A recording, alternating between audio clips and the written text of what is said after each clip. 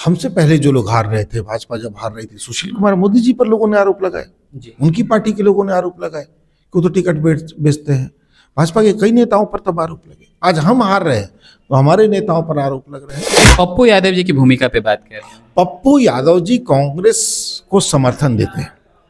चुनाव वो निर्दलीय लड़े और कानून के मुताबिक वो निर्दलीय सांसद है। कांग्रेस में पप्पू यादव की क्या भूमिका है? देखिए, उनकी पत्नी का होना महत्वपूर्ण नहीं है कांग्रेस के लिए। नमस्कार, या 24 बिहार की वीडियो में आप सभी का स्वागत है। मैं वेद सिंह। देखिए, कल दिल्ली में मल्लिकार्जुन खड़गे के घर पे एक बड़ी बैठक की गई कांग्रेस के द्वारा। वहां पे राहुल गांधी भी उपस्थित थे। क्या कुछ उस बैठक में बातचीत हुई, इन्हीं सब तमाम मुद्दों पर बातचीत करने के लिए अभी हमारे साथ मौजूद है कांग्रेस स्पोक्स पर्सन आसित नाथ तिवारी जी। पहले तो स्वागत है आपका हमारे। जी धन्यवाद, आभार। कोई देखिए बड़ी सामान्य बैठक थी। आप लोगों को भी खबर है कि पंजाब यूनिट की भी बैठक हुई थी, हरियाणा यूनिट की भी हुई थी, राजस्थान यूनिट की हुई थी, फिर बिहार यूनिट की बैठक हुई। वो कुछ अलग नहीं है, एक रूटीन मीटिंग थी। और रूटीन मीटिंग में संगठन को कैसे आपकी जगह आगे काम करना है। विपक्ष, चूंकि आपको जनता ने विपक्ष में बैठाया है तो आपकी जिम्मेदारी है। तो जनता ने जिन उम्मीदों के साथ आपको विपक्ष में बैठाया है, जनता की उन उम्मीदों पर कैसे खड़े उतरना है, जनता के मसलों को कैसे सदन में उठाना है।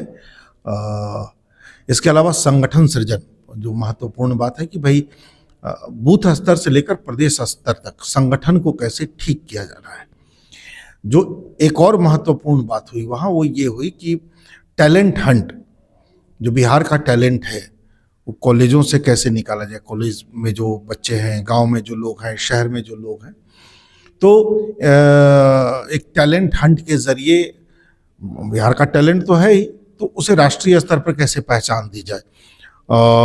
हम एक सिलेक्शन प्रोसेस शुरू करने जा रहे हैं टैलेंट हंट के जरिए, जिसके तहत जिला प्रवक्ता, पैनलिस्ट, प्रदेश के प्रवक्ता, पैनलिस्ट, उसी में से चुनेंगे राष्ट्रीय प्रवक्ता और राष्ट्रीय पैनलिस्ट भी। मतलब बिहार के गांव देहातों से स्कूल तो नहीं, कॉलेजों, यूनिवर्सिटीज से निकले लोग राष्ट्रीय स्तर पर भी अपनी पहचान बना सकेंगे। तो कांग्रेस इसके लिए टैलेंट हंट करने जा रही है। तो इन्हीं सब मुद्दों पर बात हुई। अच्छा आशीष जी, देखिए सूत्रों के हवाले से ये भी खबर आ रही है कि क्या महागठबंधन में सब ठीक है? सुनने में तो ऐसा आ रहा है कि अब जो कांग्रेस है वो महागठबंधन से अलग हो जाएगी। देखिए, गठबंधन की सरकार चलती है, गठबंधन का विपक्ष नहीं होता है। सरकार चलाने के लिए गठबंधन मजबूरी है कि भाई सहयोगी पार्टी अगर हट गई तो विधायकों की संख्या कम हो जाएगी, सांसदों की संख्या कम हो जाएगी, सरकार गिर जाएगी। विपक्ष के लिए तो ऐसी कोई शर्त होती नहीं है कि अगर आप गठबंधन में है तो ही विपक्ष हट जाएंगे तो विपक्ष नहीं है। तो विपक्ष का कोई गठबंधन होता ही नहीं। मैं आपको बता दूं, चुनावी गठबंधन होता है, विपक्ष का क्या गठबंधन। भाई अलग अलग दलों को जनता ने चुना है सरकार के खिलाफ। विपक्ष को भी जनता ही चुनती है, विपक्ष यूं ही आके नहीं बैठा होता है, विपक्ष को जनता चुनती है। तो अलग अलग दलों को जनता ने चुना है सरकार के खिलाफ कि भाई सरकार की कोई नीति गलत हो, सरकार कोई जन विरोधी फैसला ले तो आप उसे रोकिए, आप उसे टोकिए सदन में। ये काम हम कर रहे हैं और ये हम करते रहेंगे। चलिए अब आते हैं कांग्रेस पे। क्या कांग्रेस में सब ठीक है? क्योंकि लगातार पिछले कुछ दिनों की अगर बात की जाए तो कांग्रेस के ही कुछ लोग जो हैं वो कांग्रेस के जो प्रदेश अध्यक्ष और बिहार प्रभारी, दोनों के ऊपर वो टारगेट करते हुए नजर आ रहे हैं। उनके ऊपर आरोप लगा रहे हैं कि वो टिकट बेचने का काम किए इस बार चुनाव में।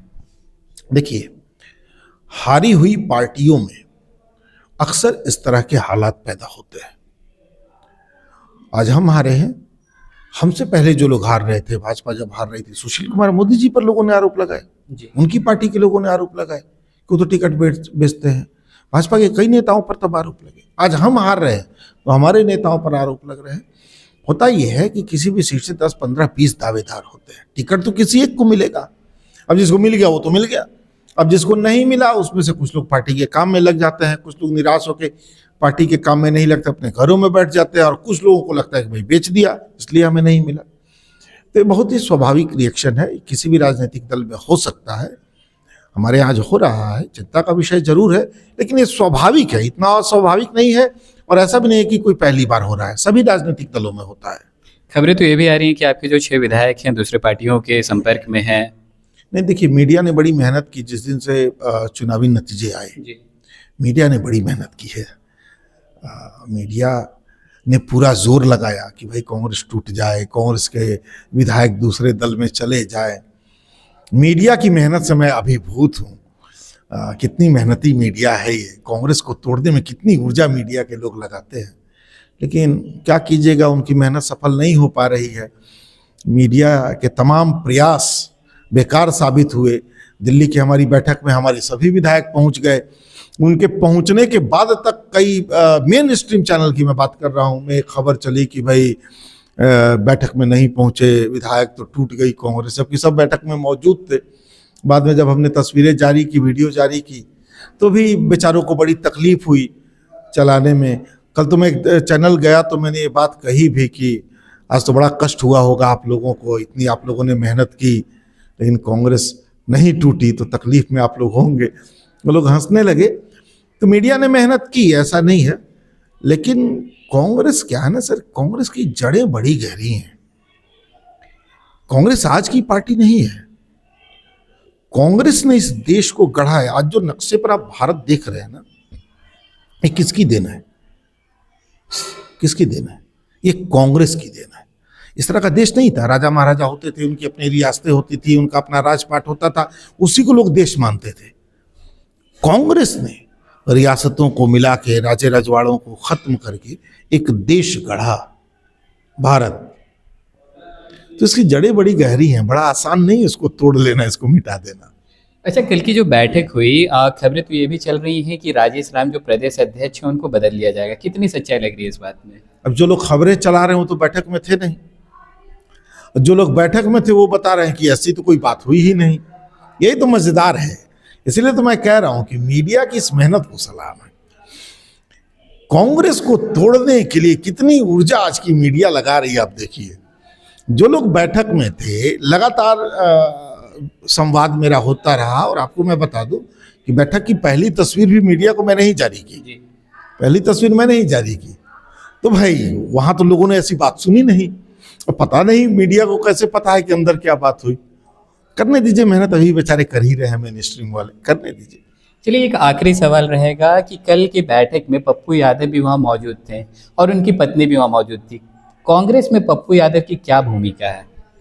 देखिए, उनकी पत्नी का होना महत्वपूर्ण नहीं है कांग्रेस के लिए। रंजीत रंजन जी हमारी पार्टी की राज्यसभा सांसद है, हमारी पार्टी का महासचिव है। वो हमारी राष्ट्रीय स्तर की नेता है, राष्ट्रीय स्तर की पदाधिकारी है, और वो इस हैसियत से वहाँ मौजूद थे। जी। हमारे बिहार प्रभारी कृष्णा अल्लावरू जी थे, हमारे प्रदेश अध्यक्ष राजेश राम जी थे, हमारे यहाँ के जो राज्यसभा सांसद हैं पूर्व प्रदेश अध्यक्ष डॉक्टर अखिलेश प्रसाद सिंह जी थे, मदन मोहन झा जी थे।